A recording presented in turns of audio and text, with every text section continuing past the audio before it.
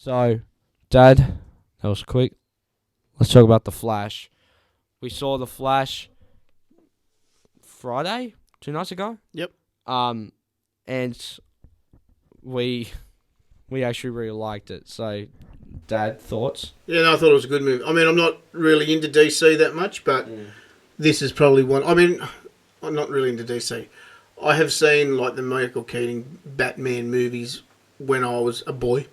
Well, And we even saw them recently to lead yeah, up to yeah, The Flash. but I quite like those movies. Okay, the CGI and stuff's not fantastic, This movie, no. but this one was quite good. It confused me a little bit, sort of towards the end. I didn't understand the dude that pushed Flash out of the. You know how he's running and he was catching up the time or going back in time. Yeah. And then old mate come in and pushed him out into back in whatever year he was in, and then he met himself. Well, that was him, younger, though. Yeah, I didn't realise that though until the end. Until he was like, I'm you, Barry. Yeah, but then old mate, the younger Flash, jumped in front of his weapon and was killed, and that's when they both died. Yeah. Because I think it's one of those things where it's like, the movie as a whole, I really, really liked it. I'm still editing my review, but I think it's one of those things where it's like, you do have a lot of great things in this movie, and one of the better ways to tell a story, well, telling the exact same story as your source material, but changing it in a different way. Yeah. And so, do you think that seeing this movie and seeing not necessarily the cameos that we'll get to in a minute, but because of this movie, do you think that you're more interested in checking out the more modern DC movies because of the Man of Steel stuff and the Affleck stuff and that sort of stuff? Yeah, look, I think it'll be interesting to see the new direction that they take.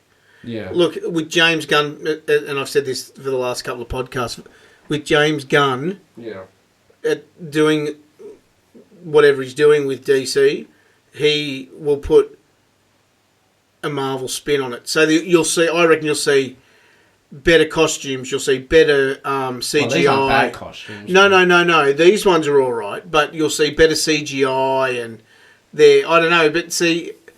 I think this is the only one that they had terrible CGI with. I think that... There was parts of it for me that were pretty ordinary. Yeah, I mean... And I guess we can get into this now. The cameos I kind of get, because you're seeing them from Barry's point of view, and it's meant to look a little strange. Well, just out of curiosity, though, I don't understand where Nicolas Cage come into it. Oh, okay, so... Because he's never been Superman. No. Which at least with Christopher Reeve and Helen Slater, you at least like kind of saw... Well, you can put them. You can put them in a moment in time and go, yeah, I can remember that. And it's the same with West. What's his name? Adam West. Adam West, and you can put him and George Reeves and stuff like that in a place in time. Yeah. But Nicolas Cage, where do you put him? Yeah, so they put in there, and this is a complaint that I've seen a little bit. Not that they hated the cameo; they thought it was a good cameo, but the people that aren't into the behind-the-scenes facts and the documentaries of these superhero movies, like me, like you, and you only know it from people like are into that stuff, like me. Yeah. If you didn't know, like if I didn't tell you that Nick Cage was popping up and the whole history of Burton directing a Superman movie with Nick Cage as Superman, you'd be like, what the fuck? But because I told you all that, you were like, oh, I actually understand that. Yeah. Now. And you were like, oh, wow. But I think that was maybe because you were mainly shocked that he actually did appear. Well, I did. Because I told you. The only reason I was shocked because he did appear is because he doesn't fit. Yeah, because it's one of those things where it's like, Burton was going to make a Superman movie with Cage as Superman. Yeah, but this is where their artistic license gets a little bit ahead of them, I reckon. Why put that in there when at the end of the day, for people like me, who knows of Adam West and those older guys and Christopher Reeve, and most people do, but not some of the younger people. Possibly not, but you can put them. Oh, you go, yeah, right. I understand all of that. But then all of a sudden, Nick Cage shows up, and you go, "Oh, was I asleep for 5 years or something?" Well, especially at first when you're like, "What the frick is this giant spider?" Because I think the giant spider was going to be part of that movie, but I think that the thing is because you had Superman at any point, because he's except for the unmade Superman Lives with Nick Cage.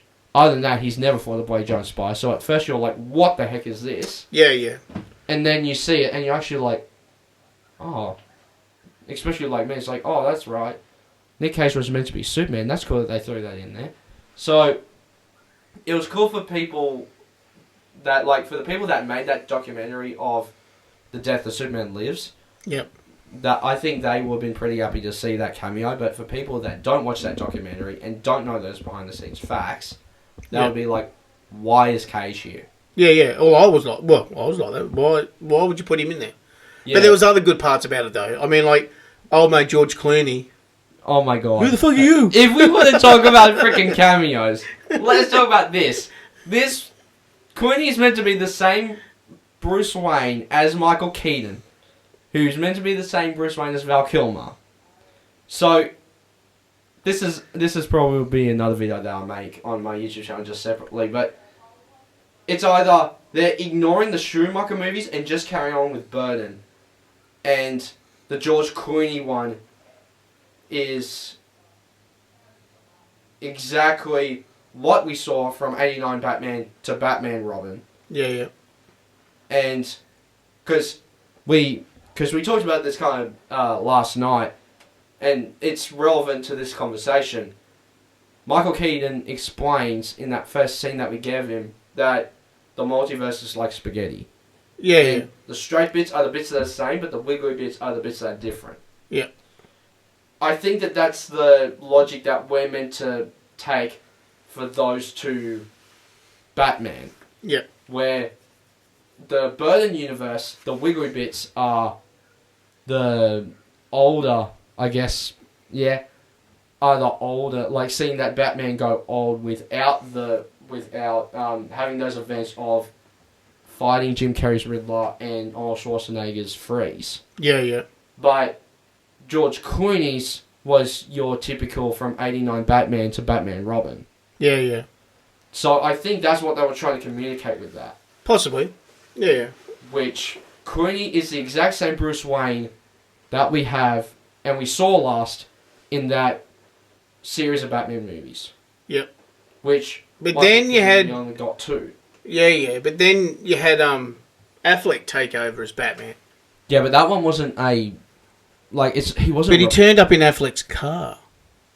Yeah, I don't think he was. But I don't think he was replacing that though. Like Ben Affleck wasn't the DCEU movies don't take place in the original chronology of the original Batman movies. Yeah, yeah, yeah. I think it's just like one of those things where it's like in every universe, Bruce Wayne can have those cars because he's just a rich guy and he likes getting good cars. Yeah, yeah. So it's just one of those things. So it's like, because I actually really liked the opening scene that actually felt like a connected universe that DC was trying to do for years. And you actually had Flash going on with a mission, and Alfred, before getting Barry, wanted to get Superman, but he's going dealing with a volcano. He wanted to get Wonder Woman, but she's not answering. So, yeah, yeah. So Flash ends up going with Batfleck and doing this mission with him, and then at the end you actually see Affleck kind of hang on to the end of a bridge and is trying to hang on, and then again we get our second Wonder Woman cameo of the year. Carl holding on to Affleck with the lasso of truth. Yep. And we get this whole bit with the lasso of truth, which was kind of funny. I don't think we picked it up the first time we saw it, but there were some jokes between the lasso of truth and Batman and blah blah blah. I didn't pick up on it. I didn't pick up on it either, but there was some funny stuff there apparently. But I think that the whole thing of seeing Keaton back was amazing. Yeah, yeah, it was good that he came back, yep. Yeah, and having like even those there weren't and even the subtle references to the original two Batman movies, like when you get that bit where the two Barrys sneak down to the Batcave, and they kind of and young Barry's like, oh Barry, look at this, there's a bag that laughs, and you hear yeah. And it's like, oh my god, that is the laugh that Nicholson was doing at the end of '89. That's right, yeah. And then you see the original Batmobile, and then you see the Batwing and that sort of stuff, which was just so cool.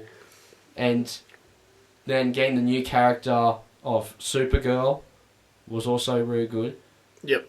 I think that was interesting because I didn't air my review yet, but I mentioned that she was better than what I expected. She wasn't in the movie much, but she was better than what I expected, but I still prefer Melissa's version. That's the TV version. Yeah. Then she played it all right. The only thing that I suppose I can criticise her character with was her fight scene when they broke her out of jail. Yeah. No, not that. No, when they broke her out of jail with all of those soldiers. Yeah. And it looked like a video game. It was a bit not pixelated. What do you call it? Glitchy and stuff. It wasn't. Yeah, it was pretty ordinary. I thought for for this day and age with the CGI that you can do. I thought it was a bit amateurish. Yeah, because I think that part, the cameos part in the Speed Force, which I can't get why it was kind of bad CGI there, but still it was kind of bad.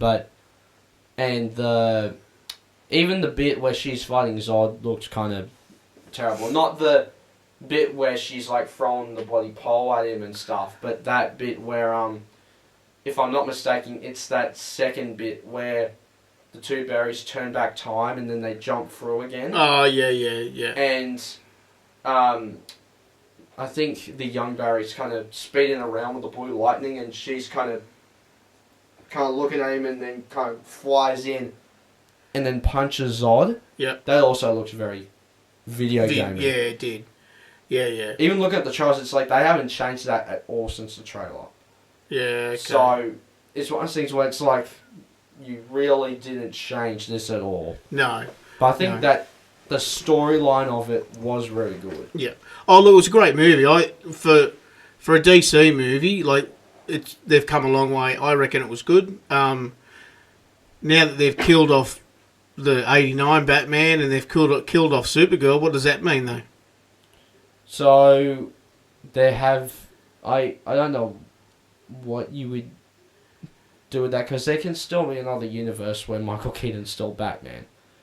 It's not even possible. How many universes do you survive in? Because this is his universe. Yeah, but you could say that from '89 to Batman Robin is his universe, but we got Clooney at the end. Who the fuck are you? Yeah, which was very fucking funny. That was incredible. What are we going to do now, man? We're trying not to die. Yeah. The Batman stuff, I was agreeing from ear to ear. I was surprised that we didn't get a talk, like a proper, like, not they had to talk, but like a close-up shot properly of Adam West, because we just kind of a bit of him kind of multiple. You know what I reckon that I thought that they would have put in for Adam West. You know when he was doing the dance. I thought that they would have put that in there. The crap. The Batusi. Yeah. Yeah. Like I thought what they were trying to do with that, but he didn't have the thing in his hand. I thought that they were doing the whole bloody bomb shit of like some days you just can't get rid of a bomb.